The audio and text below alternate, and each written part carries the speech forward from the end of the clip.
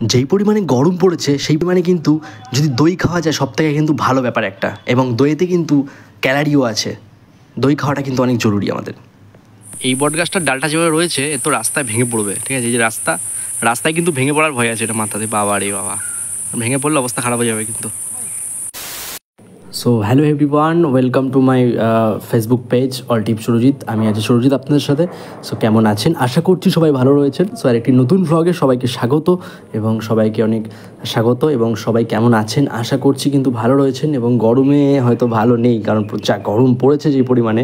So আমি বেরিয়ে পড়েছিলাম একটু কাজের জন্য, এবং ছোট্ট একটি ভ্লগ আপনাদের সঙ্গে আজকে তুলে ধরলাম আমি।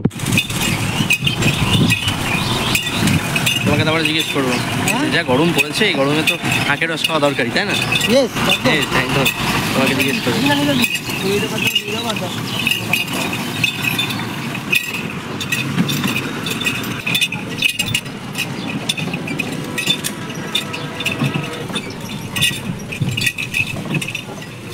টাইট খুব প্রেশার দিতে হয়, তারপরে হয় না? প্রেশার না দিলে তো রসটা বেরোবে কি করে? হ্যাঁ, প্রচুর প্রেশার দিতে হয়। গরমে আখের রস ঠিক আছে খাওয়াটা, একদম, তাই না?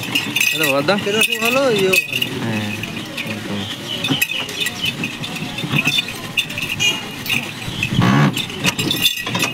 গরমে আখের রস ঠিক আছে নাকি দাদা? আখের রস ঠিক আছে তো? একদম পুরোপুরি ঠিক আছে, পারফেক্ট আখের রস, একদম পারফেক্ট। গরম পড়েছে আজকে, মনে হচ্ছে লু বইছে নাকি? আজকাল লু বইছে, কিন্তু মানে ঘরে থাকলে বোঝা যাচ্ছে না, বাইরে বেরোলে হ্যাঁ একদম।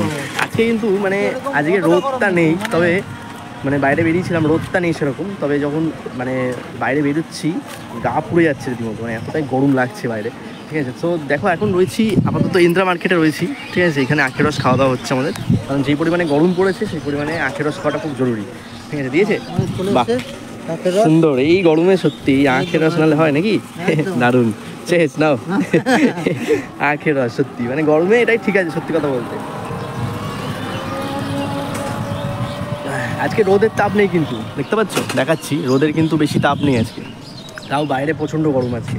তো সেই জন্যই আখের রস আজকে খেয়ে নিচ্ছি। বাইরে বেরিয়েছিলাম একটা কাজের সূত্রে, সেজন্য আখের রস খেয়ে নিলাম একটুখানি, ঠিক আছে?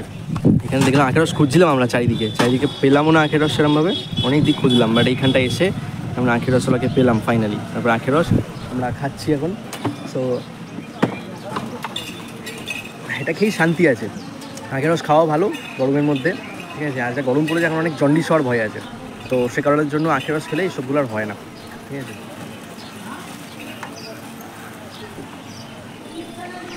রাস্তাঘাটে লোকও সেরকম নেই। তো চলো বন্ধুরা, বাই। তো আবার এখন যেতে হবে অন্য জায়গাতে, এখন তো পরে আবার দেখা করছি, চলো বাই। Few minutes later. খাওয়া গেছে? চলো এবার যেতে হবে আমাদের নাকি? চলো এবার কোন দিকে যাবে কোন দিকে? এই তো রামেশ্বর এই দিকটা, তাই তো? আচ্ছা, এইদিকে যেতে হবে। চলো। Seconds later. 3 days later. আমরা এখন আছি এই মুহূর্তে একটা সুন্দর প্লেসে, কারণ এই জায়গাটা এতটা ঠান্ডা আর এই জায়গাটা এতটা সুন্দর জায়গা, সেটা বলে বোঝাতে পারবো না। কারণ বাইরে আমরা বেরিয়েছিলাম একটা কাজে, তো বাইরে রীতিমতো লু বইছে, তো লু বইছে, গা হাত পা পুড়ে যাচ্ছে একদম। তো আমরা আসতে গিয়ে রাস্তা ক্রস করছিলাম, এই জায়গাটা একটা সুন্দর জায়গা, কিন্তু মানে সুন্দর জায়গা আমরা ক্রস করছি। কত সুন্দর জায়গাটা, আমি যেখানে বসে আছি দেখতে পাচ্ছ তোমরা কতটা হাওয়া এবং কতটা ঠান্ডা জায়গাটা, ঠিক আছে? এবার দুটো কিন্তু বট গাছও আছে, অনেক বয়স্ক বট গাছ, মানে অনেক বয়স হয়ে গেছে, ঠিক আছে? আর এখানে কোনো মন্দির টাইপের কিছু একটা রয়েছে, আমি দেখাচ্ছি আপনাদেরকে একবার মন্দির টাইপের জিনিসটা দেখিয়ে দাও, ঠিক আছে? মন্দির টাইপের জিনিস, এটা মন্দির না, এটা মুসলিমদের একটা নাও।